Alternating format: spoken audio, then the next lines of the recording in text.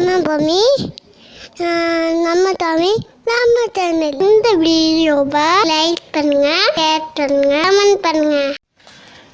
அனைவருக்கும் கோபிநாத்தின் அன்பு வணக்கங்கள் நண்பர்களே. இந்த தொகுப்பில் நம்ம என்ன பார்க்க இருக்கோம் அப்படின்னா, செல்வத்தை ஈர்க்கக்கூடிய ஒரு ரகசியத்தை தான் பார்க்க இருக்கோம். அது ரகசியம் கிடையாது, நமக்கு ரொம்பவே நல்லா தெரிஞ்சது தான்.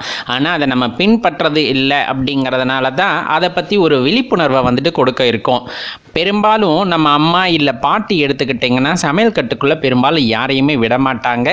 அது ஏன் அப்படின்னா, எப்போவுமே அது அவங்க கண்ட்ரோலில் இருக்கிறது நம்ம உடல்நிலை ரொம்ப சீராக இருக்கிறதுக்கு காரணமாக இருக்கும் அப்படிங்கிறனால தான் எல்லாத்தையும் ரொம்ப கேர் பண்ணி பண்ணுவாங்க. அதே சமயத்தில் அங்கே ஒரு ரகசியமும் புதைந்திருக்கின்றது. பெரும்பாலும் நம்ம பயன்படுத்தக்கூடிய அரிசிக்கு, தென்னிந்தியாவை பொறுத்தளவு பெரும்பாலும் பார்த்திங்கன்னா அரிசி தான் பயன்படுத்துவோம்.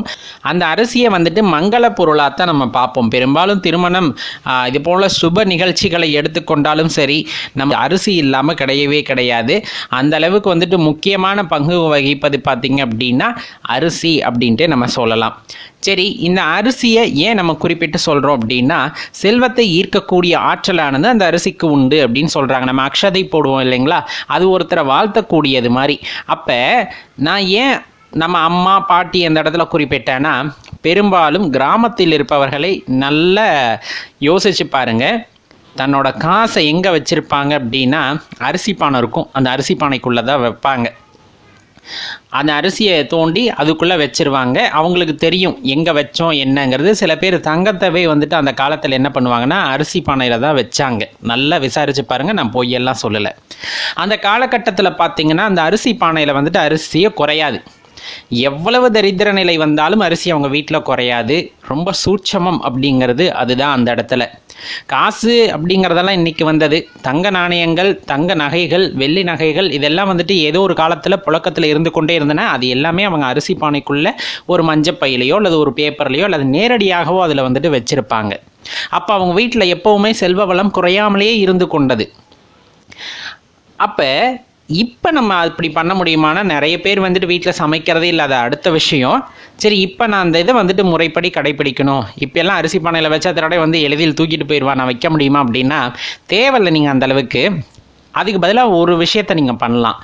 கிளாஸ் கண்டெய்னர், கண்ணாடி பாட்டில் அல்லது குடுவையை நீங்கள் எடுத்துக்குங்க. ரொம்ப முக்கியம். வெள்ளிக்கிழமையில் செய்யுங்க, செவ்வாய்க்கிழமையில் இதை முதல்ல பண்ணுறப்ப பண்ணுங்கள். ஒரு கிளாஸ் கண்டெய்னர் எடுத்துக்கிட்டு பூஜை அறையில் வச்சுட்டு அதில் முதல்ல பச்சரிசி ரொம்ப முக்கியம். பச்சரிசியை கீழே ஒரு குறிப்பிட்ட அளவுக்கு நிரப்பிட்டு அதில் 5 ரூபாய் நாணயங்கள் இருக்குது இல்லைங்களா, அந்த 5 ரூபாய் நாணயங்கள் உங்ககிட்ட எத்தனை இருக்கோ, ஒன்று இருந்தால் ஒன்று வைக்கலாம், இல்லை என்கிட்ட 5-6 இருக்குது அப்படின்னா அந்த 5-6 வைக்கலாம். சில பேர்த்திட்ட வெள்ளி நாணயங்கள் இருக்கும், அந்த வெள்ளி நாணயம் இருந்ததுன்னா ஒரு வெள்ளி நாணயத்தை உள்ளே வைக்கலாம். வச்சுட்டு மகாலட்சுமியை மனதார வேண்டிக் கொண்டு வீட்டில் அரிசிக்கு பஞ்சம் வரக்கூடாது. ரொம்ப முக்கியம். ஏன்னா சாப்பாட்டுக்கு பஞ்சம் வந்துடுச்சுன்னா ஒன்றுமே இல்லை, வீட்டில் தரித்திர நிலை தலைவிரித்து ஆடுகிறது அப்படின்னு அர்த்தம். அப்போ நீங்கள் அந்த காசை உள்ளே வைக்கும்போது மகாலட்சுமியை மனதார வேண்டிக்கணும். சாப்பாட்டுக்கு எக்காரணத்தை கொண்டும் வீட்டில் பஞ்சம் வந்துவிடக்கூடாது, செல்வ நிலையில் என்றுமே நாங்கள் தளர்ந்து விடக்கூடாது அப்படிங்கிறதெல்லாம் மனசார வேண்டிக்கிட்டு அந்த மீதி இருக்குல்ல பகுதி, அந்த பகுதியும் நீங்கள் அரிசியால் நிரப்பிடுங்க.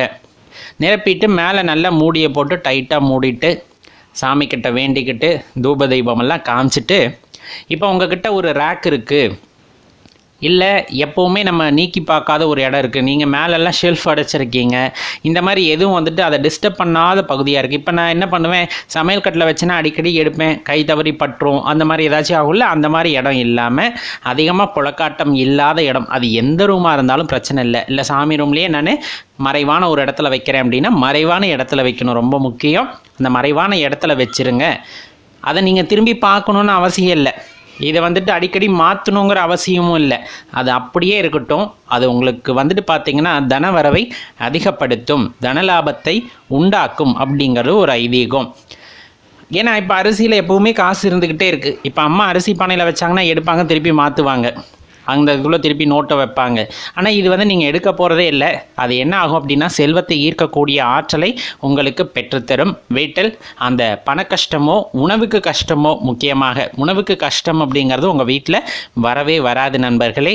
முயற்சித்து பாருங்கள். ரொம்ப சாதாரணமான விஷயந்தான், நம்ம அம்மா பாட்டியெல்லாம் கடைப்பிடிச்சது தான். நம்ம இப்போ மறந்துட்டோம்.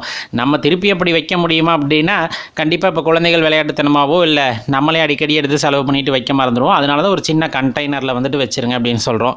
கிளாஸ் கண்டெய்னருக்கு பதிலாக வேறு எதுலையாச்சும் பிளாஸ்டிக் குடத்தில் வைக்கலாமா? பிளாஸ்டிக் அப்படிங்கிற தயவு செஞ்சு உபயோகப்படுத்த வேண்டாம். அதுக்கு பதிலாக நீங்கள் என்னென்னா பீங்கான் பாத்திரங்கள் இருக்குது அப்படின்னா கூட அதில் கூட வச்சுக்கலாமே தவிர, தயவு செஞ்சு நீங்கள் பிளாஸ்டிக் பொருட்களுக்கோ இல்லை எவர் சில்வர் பாத்திரத்தில் இந்த மாதிரி இருக்கிறதுக்கு போக வேண்டாம். முன்னே பார்த்தீங்கன்னா மண்பானையில் தான் வச்சாங்க. இன்றைக்கி நம்ம மண்பானை புழக்கத்தில் இல்லாதனால தான் நம்ம கிளாஸ் கண்டெய்னர் இல்லைன்னா நீங்கள் எங்கே போயிடுங்க அப்படின்னு சொல்கிறோன்னா பீங்கான் பாத்திரத்துக்கு போயிருங்க அப்படின்னு நம்ம சொல்கிறோம். வேறு எதுவும் இல்லை. முடிஞ்ச அளவுக்கு முயற்சி பண்ணி பாருங்கள். கண்டிப்பாக நல்ல பலனை அது உங்களுக்கு கொடுக்கும். நன்றி, வணக்கம்.